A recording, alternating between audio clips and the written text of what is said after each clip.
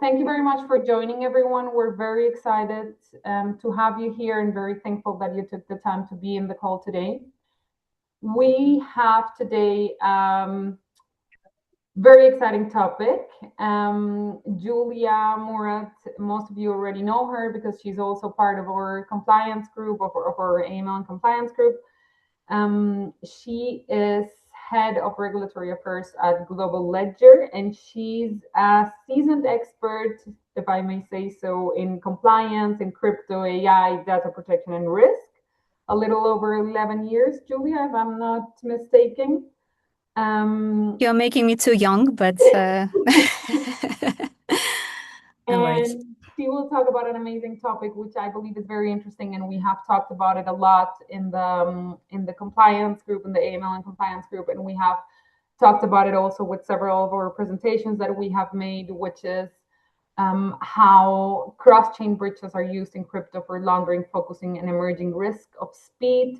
So this is, I think, a very interesting topic. We have had the topic a bit from another perspective, where we talked about crypto laundering, about pig butchering, and about how crypto can actually also be used, not necessary to do this kind of things, but also as an excuse to actually do it. So I think it's very interesting that you're now showing the other part of it, of how it is actually done and how it actually works, until the point that it actually gets to the exchanges, which I believe most of us work mostly with companies or clients that are actually already taking it out of the exchange. So it's very interesting to see the other part of it, of how it actually gets to the exchange and how we can help either prevent it or at least know how to find out how it works and kind of like try to find a solution for it. So thank you very much, Julia, and the floor is yours.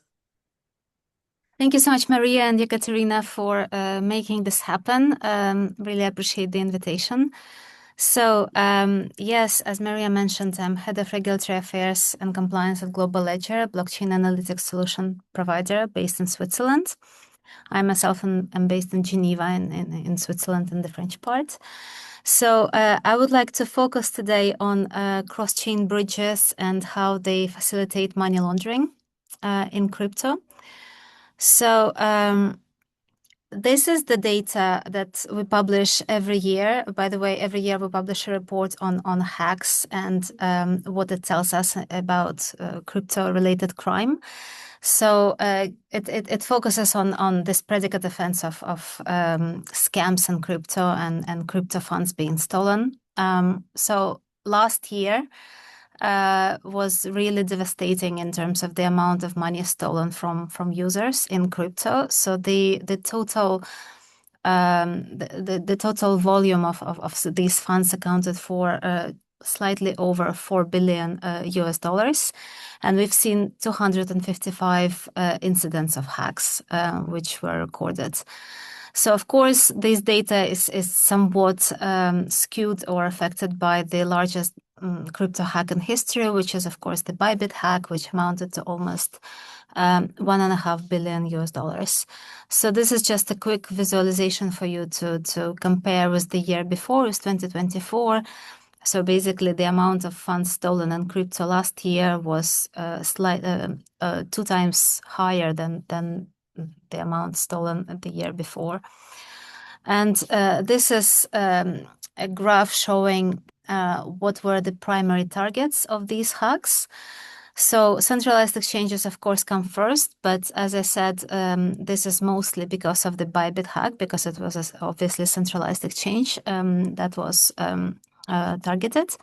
Centralized exchanges are followed by DeFi platforms, unhosted personal wallets, decentralized exchanges, and bridges themselves are also targeted. We saw that in the second half of last year, the share of centralized exchanges being targeted dropped significantly because there was no one large-scale hack comparable to the Bybit hack. So in the second half of last year, DeFi platforms, various decentralized services came to the first place in terms of them being targeted as for scams.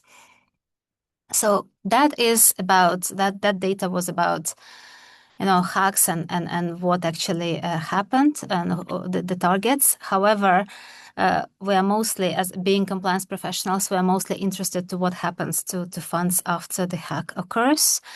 So what we know is that 50% of funds, in terms of the volume of funds, the laundering involves cross-chain bridges.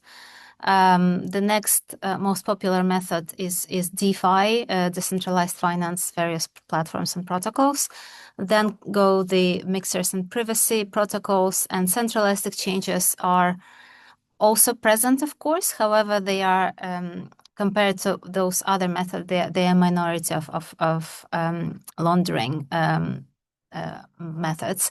And what it tells us is that money launderers choose less scrutinized, less regulated methods to move funds around. Of course, their primary goal is to ultimately cash out off ramp and enjoy the stolen funds. And the best way to do that is still using centralized exchanges.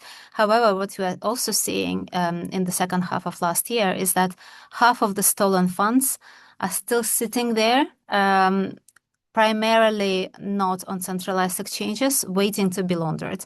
So what we're expecting this year is that more and more those stolen funds will be laundered, and the hackers will ultimately seek to cash out using various methods. However, centralized exchanges is not their preferred option currently. So today's session, of course, is about cross-chain bridges. As many of you know, cross-chain bridges are it's a name for various protocols, for various services, allowing for funds to move from one chain to another, and they of course have legitimate uses in transactions, ranging from basic interoperability for funds to move from one chain to another, to trading, liquidity. So basically, their reputation is much better than that of mixers and privacy coins, and this is also why they are mostly not treated by either regulators or regulated exchanges as a high risk factor. So they create a technical smokescreen for investigators or compliance officers who have to basically do a series of operations that I will show you today to trace those funds back. So when a compliance officer at an exchange reviewing transactions sees a transaction coming from a cross-chain protocol, what they see is essentially a bridge and flow, which does not necessarily trigger an alert, depending on how the transaction monitoring system and the scenarios within that exchange are configured. And then it depends on how the exchange treats those incoming flows. And in most cases, they would not be triggered. They will not be triggering an alert or treated as a high risk inflow. So this is a case that I wanted to show you, which is a good example of, in general, how laundering occurs after a hack. So it's a case from September last year. The victim lost almost $1 million US, and the type of hack was a private key compromise via malicious fake Zoom installation package. So the laundering methods, it's like you can see the whole spectrum of those methods involved. So they involved DeFi protocols, centralized exchanges, and there was significant swap activity as well.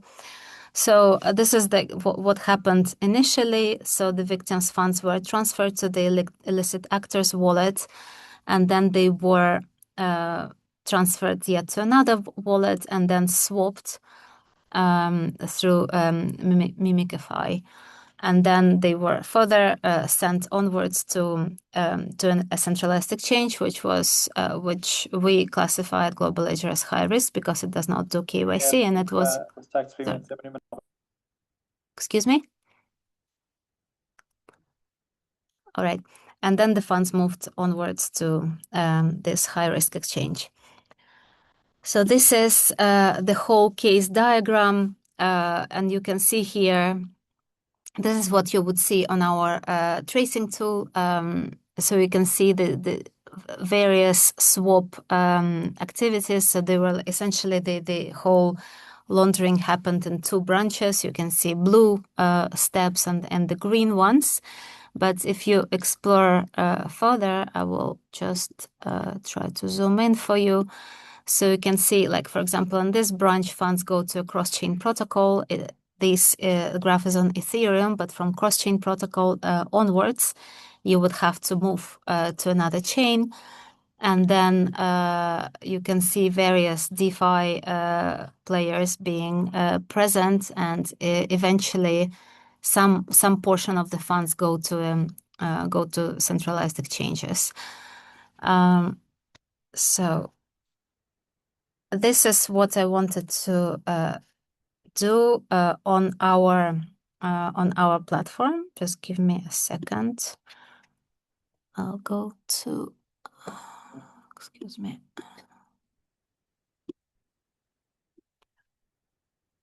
So on Global Ledger platform, one of the functionalities is to generate an entity exposure report on a whole exchange, showing various. So on the left hand side you can see the source of funds transactions. On the right hand side you can see the outgoing transactions. So essentially this is a report for a 3 months period showing all the incoming transactions and the risks associated with them, both on the incoming and outgoing side.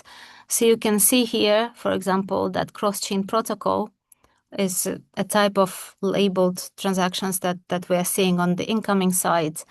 And if you click on entity, you can see here, for example, this is an example of cross-chain protocol incoming funds. So as you can see, we ourselves label such transactions or such protocols as medium risk. As I said before, because there are legitimate users to these protocols. However, a user would be able to change that default risk methodology and label these as high risk, for example.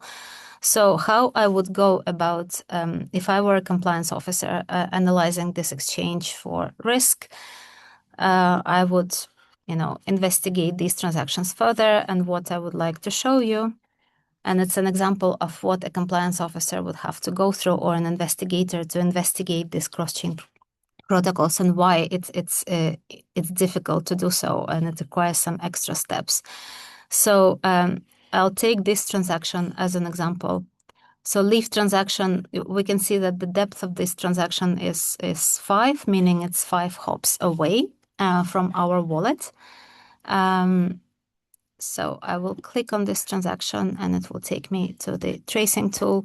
I've done it before our session already, but if I wanted to redo it, I would just click on here and it would trace backwards. So we can see that this is our exchange, just for the sake of demonstration, no particular reason why I chose it.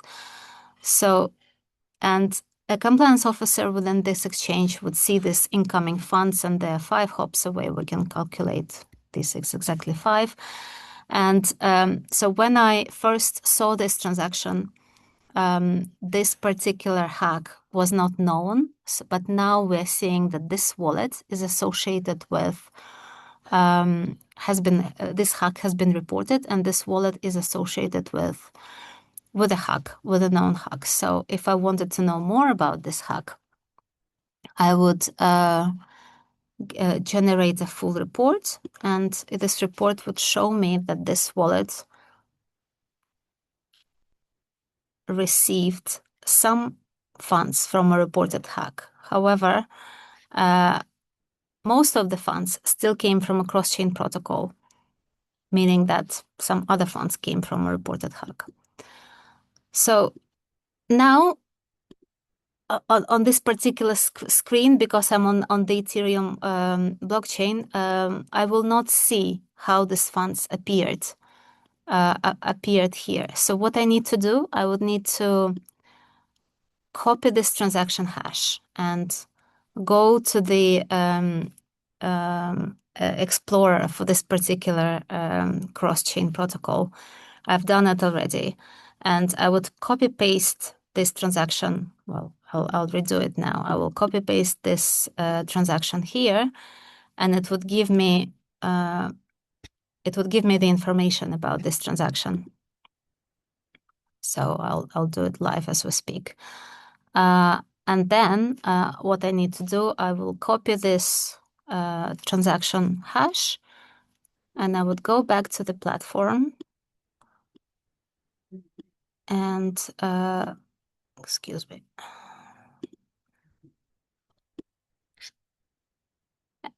I already did this before so that we don't waste time. So I would open our tracing tool here, and I would input this transaction hash on another blockchain, on Arbitrum.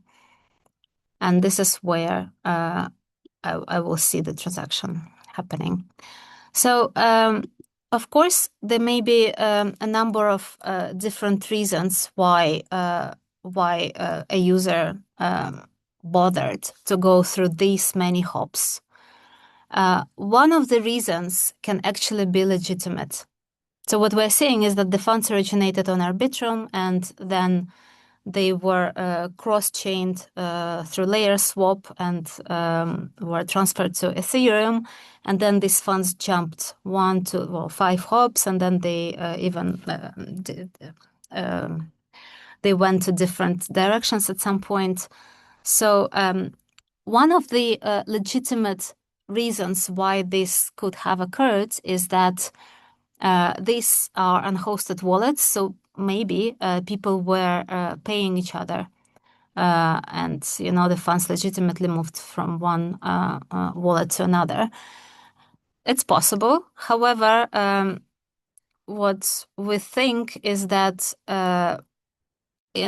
because somebody bothered to transfer them in so many different hops, it's also likely that some obscuring of the provenance of funds occurred, and it was intentional.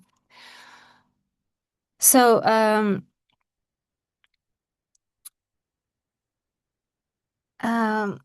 the other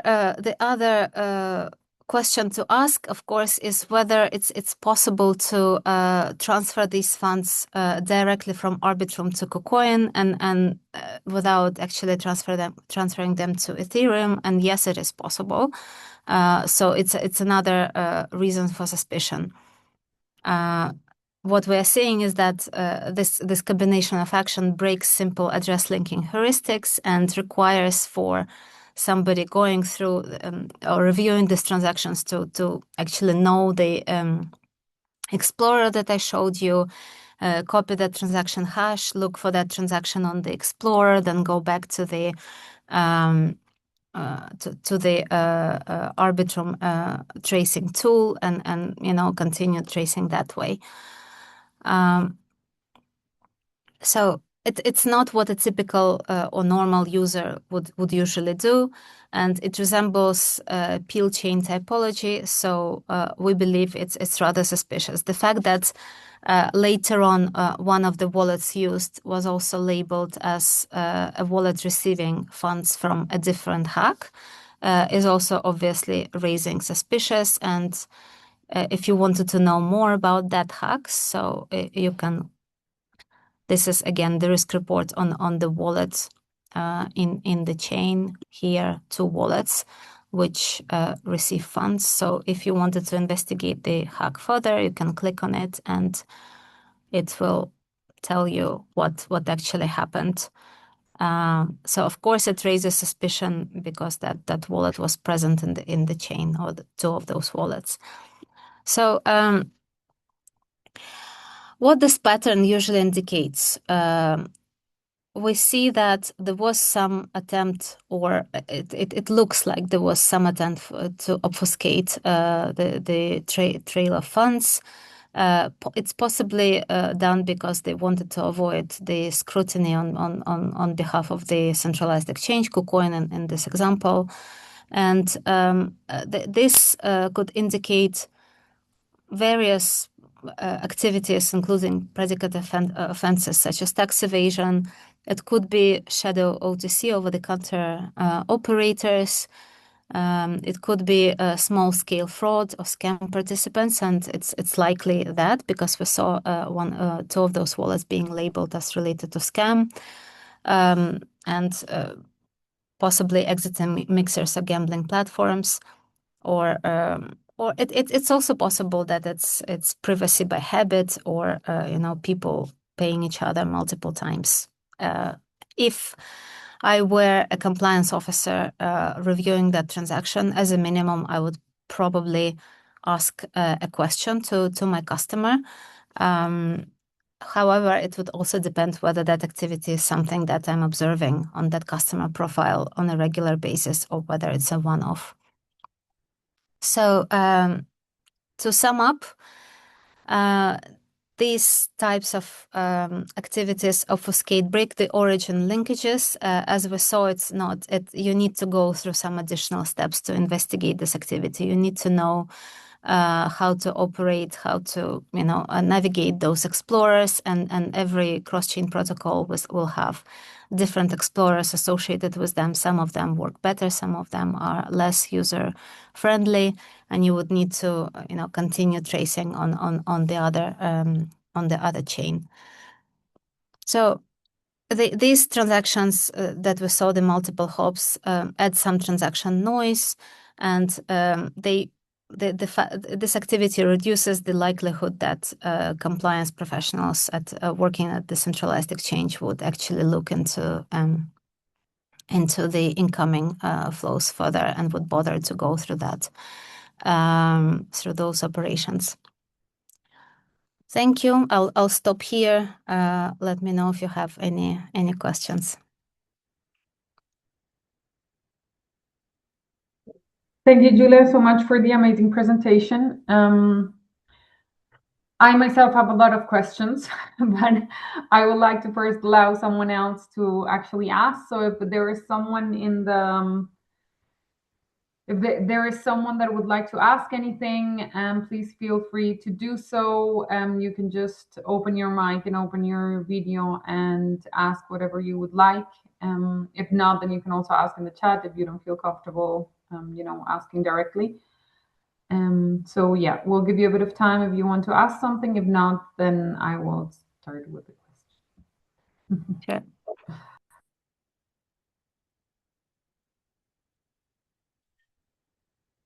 Hi, Yulia. Thanks a lot for that really helpful example. Just wondering, in this case, you were looking at Arbitrum and Ethereum.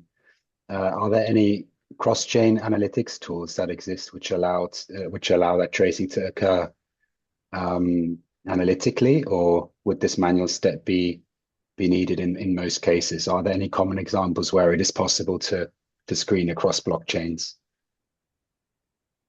So unfortunately, I wouldn't be able to answer that question because I'm working for one of them, and obviously, and I was showing you our tool. Unfortunately, I'm not able to answer. Okay, but my understanding is this technology does exist, that it is now possible technologically to also screen across different blockchains or trace. Unfortunately, I'm not able to cover that. Sorry, Andreas. Okay, no worries.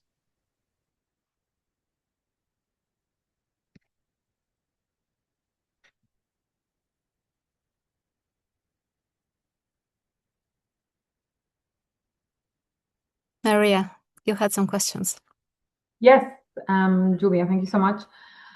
I was wondering, in that particular case, what was the outcome? Was this checked by a compliance officer, and what was the outcome of it? Because in my particular experience, we always have the issue that, I mean, if you look into a blockchain and if you look into a transaction, there is most likely at any point of the transactions, there will be something that raises red flags. So how do you actually help clients or guide clients through how to look into it, and then at one point actually raise a red flag enough to provide an MROS report, for example?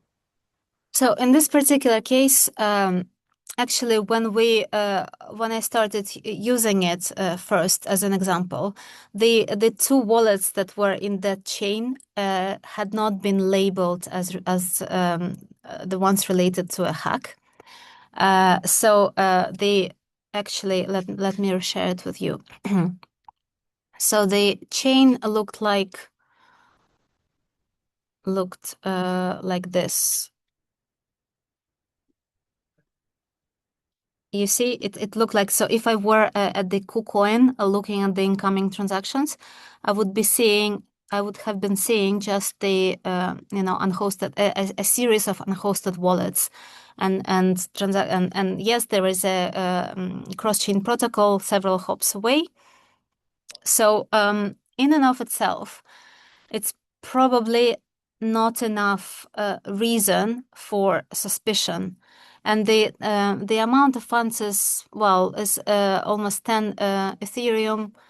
It's large, but one transaction like this probably would not suffice for me to raise red flags and report it in and of itself without any additional, suspicious factors.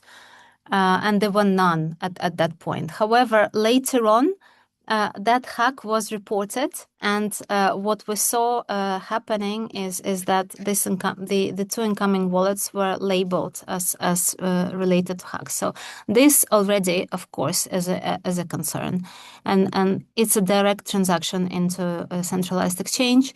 So yes, here it would definitely merit SAR filing and any further action as per the regulations, possible, likely client exit eventually without, of course, the risk of tipping off. However, if these wallets were not labeled as related to a hack, again, the use of cross-chain bridges is slightly suspicious. However, as we know, they have legitimate purposes. I would possibly place that client on monitoring and see whether further activity like that would be occurring after that client is placed on monitoring. And if this kind of typology keeps repeating with these wallets, I would then take further actions. So it's repeated risky activity that without a label of a hack would generate more suspicious and more actions in my view. And how do you know when a hack was labeled? Is there any way to know how and who labeled that hack? So it's our platform, our algorithms that labeled these wallets. So we know when the hack occurred in November, and as for when it was labeled, let me have a look.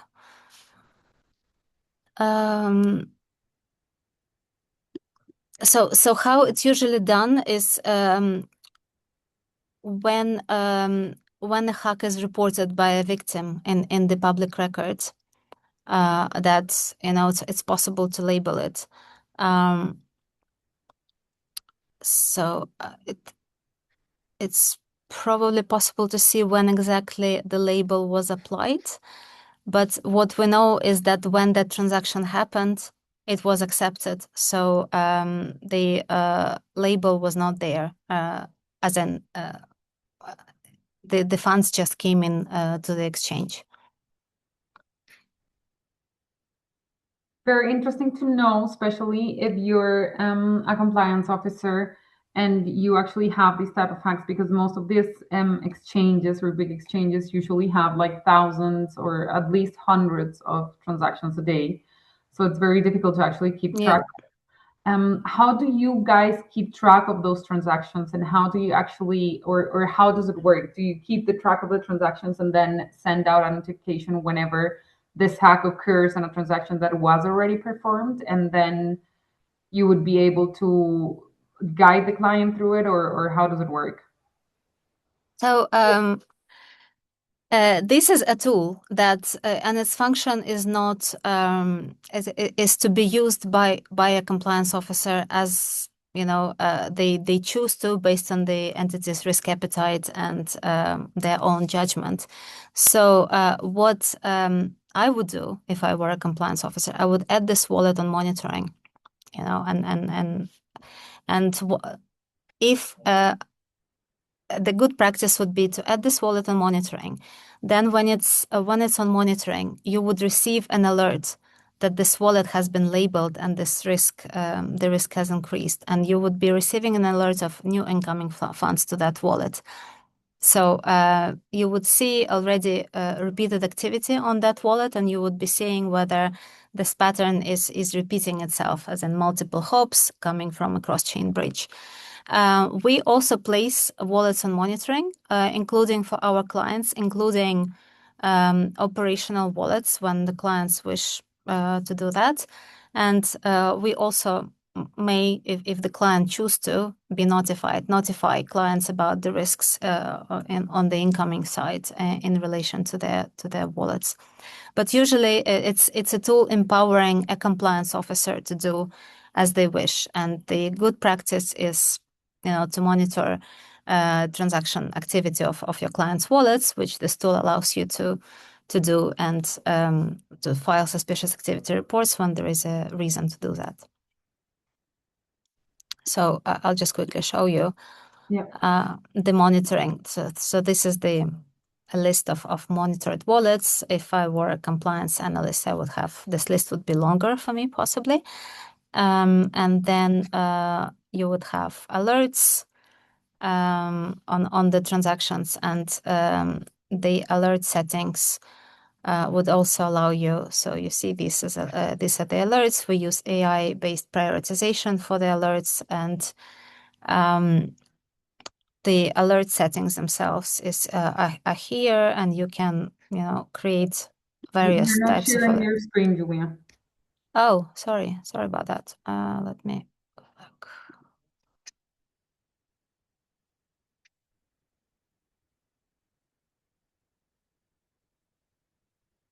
So what I was showing you is, so these are the alert settings where you can create alerts, and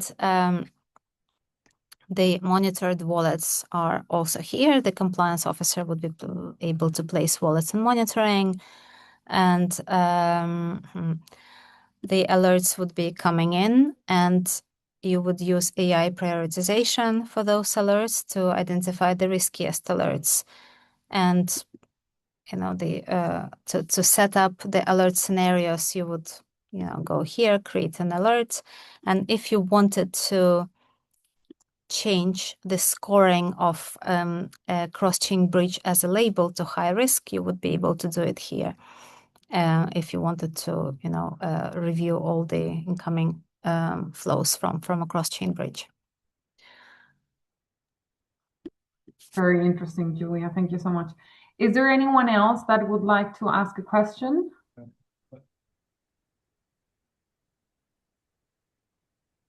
All right, if that's not the case, Julia, then I would like to ask you, in your experience, because I saw that you had a lot of experience as compliance officer as well, especially in the financial market, and with what you have been learning while working with Ledger, what would be your key takeaway after all your experience as compliance officer, now your experience with these tools of transaction monitoring for a compliance officer in the crypto space? What would be kind of like your main takeaway on how to properly do this type of transactions, and how to properly check, and how to have kind of like a critical eye on when to actually find this type of red flags that might not be that easy to spot? So my main takeaway after all these years is that if it doesn't make sense to you, it's probably fishy. So it needs to make economic sense, and a compliance officer's job is to take things with a grain of salt, in the sense that to be suspicious when things don't make economic sense, when you don't understand why funds need to move through a number of different hopes.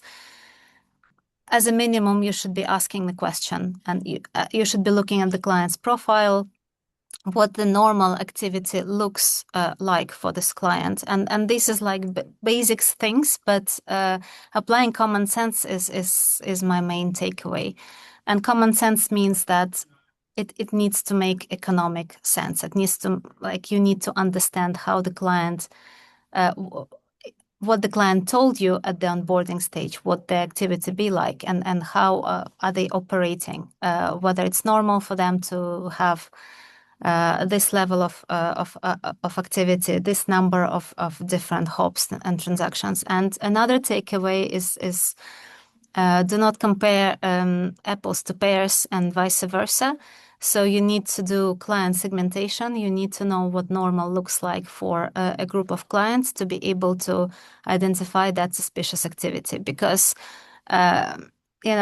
somebody, a retail client frequently accepting payments in crypto would be acting very differently from I don't know, a large B2B client accepting large volume, high value transactions.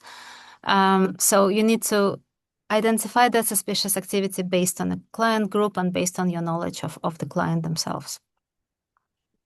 Thank you so much. That's an amazing takeaway, and I agree completely with you. It is very important to keep. Yeah, I think one of the most things that will probably lead you to these type of investigations is actually how the client has been performing in the past and how it's performing now, and if it actually makes sense with the profile they provided.